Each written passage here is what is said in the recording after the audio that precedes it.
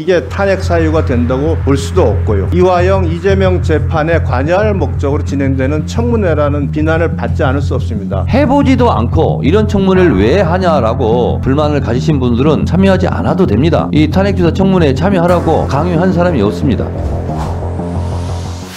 네, 유상범 간사님. 예, 국회에서 국민의힘의 강력한 반대에도 불구하고 일방적으로 검사 탄핵에 관해서 의결을 했습니다. 의결을 한 이상 법사위에 회부돼서 청문회를 할 수밖에 없겠죠. 그거는 불가피하다고 생각을 합니다. 그러나 국회 의결이 마치 정가의 보도인 것으로 말씀하시는 부분은 저도 다소 유감스럽게 생각을 합니다. 그와 함께 오늘 탄핵 청문회와 관련돼서 우리 국회법 규정에 대해서 제가 다시 한번 주지를 하고자 합니다. 131조 2항에 보면은 탄핵 소추 청문회를 개최하는 데서는 국정감사조사법의 규정을 준용하게 되어 있습니다. 그리고 조사의 방법 및 주의 의무 규정을 준용한다고 되어 있습니다. 그런데 민주당이나 일각에서는 이 경우에는 국감조사법 10조의 조사 방법, 그다음에 14조의 주의 의무만 준용한다고 이렇게 주장을 하는 것 같습니다만, 그와 같은 주장이 되기 위해서는 131조 2항에서 제1항의 조사에 관해서는 국감조사 법률 제10조, 제14조를 준용한다고 하는 경우에 그렇게 주장이 가능합니다. 그렇지 않으면 이와 같은 규정은 그 조사에 관련된 조사 방법 및 주의 의무 규정, 제척 회피 규정, 또한 제8조의 감사 조사의 한계에 대해서 계속 중인 재판 또는 수사 중인 사건의 소추에 관여할 목적으로 행사되어서는 안 된다는 이 규정이 당연히 적용이 돼야 됩니다. 오늘 박상영 검사 탄핵 소추와 관련돼서 탄핵 사유로 되어 있는 총 7가지 중에 울산지검에서의 불미스러운 부분은 직무와 관련된 부분이 아닙니다. 그렇기 때문에 직무상의 위법이 아니기 때문에 이게 탄핵 사유가 된다고 볼 수도 없고요. 또한 이 부분을 주장한 분도 이 부분에 대해서는 객관적으로 증명이 안 된다는 걸 잘 알고 있을 겁니다.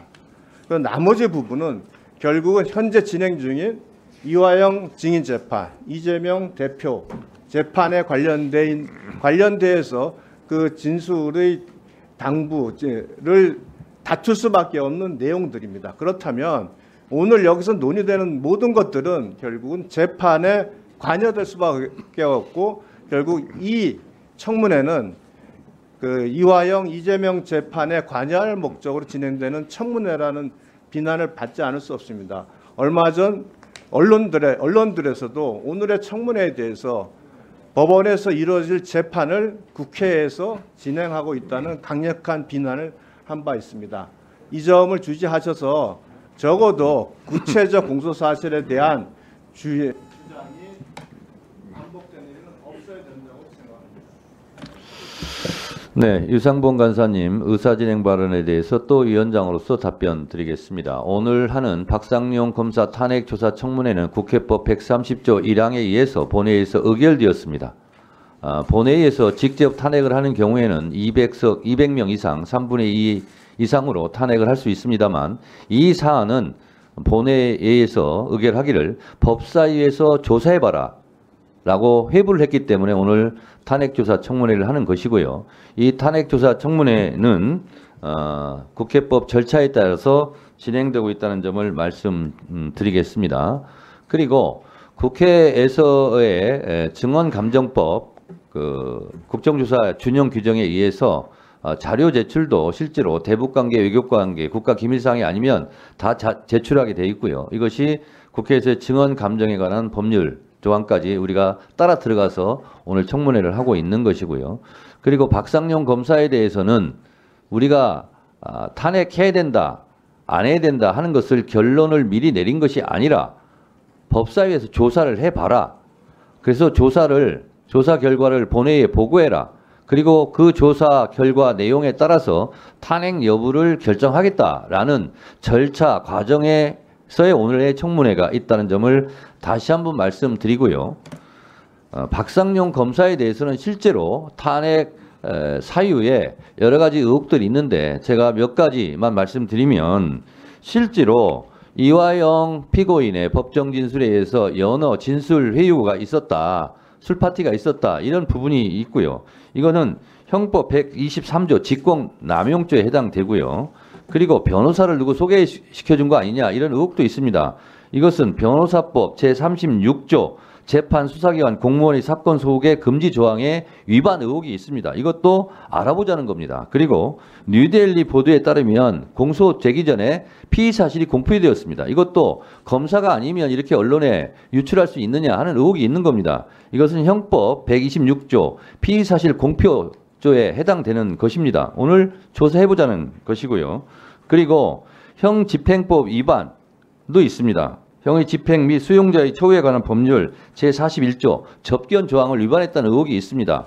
이것도 분리수용을 위반한 조항 제81조 분리수용 규정을 위반했다는 의혹이 있습니다. 그리고 직무유기 의혹도 있습니다.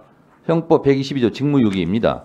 이렇게 제가 따져봐도 6가지 실정법 위반에 대한 의혹이 있습니다. 이것을 오늘 증인과 참고인을 통해서 신문하는 과정 속에서 실제로 위반했구나. 이것은 위반 사항이 좀 경미하구나. 이런 부분을 오늘 판단해보자는 겁니다. 그래서 오늘 이 탄핵주사 청문회에 대해서 해보지도 않고 이런 청문회를 왜 하냐라고 불만을 가지신 분들은 굳이 그러면 이 자리에 앉아있을 필요가 없습니다. 참여하지 않아도 됩니다. 이 자리에 앉아서 꼭 하기 싫은데 신문을 하고 이 탄핵주사 청문회에 참여하라고 강요한 사람이 없습니다. 이것이 무용하고 불필요하다면 참여하지 않으면 되겠습니다. 네, 그 다음 의사진행 발언. 서영교 의원님 의사진행 발언 해주시기 바랍니다.